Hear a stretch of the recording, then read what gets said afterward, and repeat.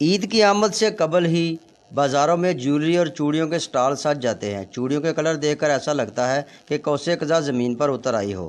عید کے لیے ملبوسات کی مناسبت سے چوڑیوں کا انتخاب کرنا خواتین کی اولین ترجیح ہوتا ہے۔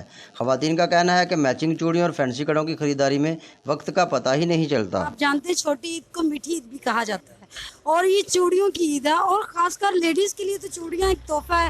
عید ہو، شادی ہو، کچھ بھی ہو، چوڑیوں کے بغیر عورت کی عید اور شادی سب بیکار ہے، نامکمل ہے۔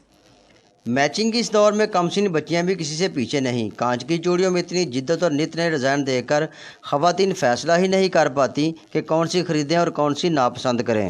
دھنک رنگوں میں ڈوبی یہ چوڑیاں کپڑوں کی دلکشی کو اور بڑھا دیتی ہیں۔ چوڑیاں نہیں خریدیاں کیونکہ مہنگائی بہت ہے۔ 500 تو 400 تو 600 تو چوڑیاں دے انڈے جن کون لوے۔ سجنا سنورنا عورت کی کمزوری ہے۔ عید کا موقع ہو اور کلائیاں چوڑیوں سے خالی ہوں، یہ کیسے ممکن ہے؟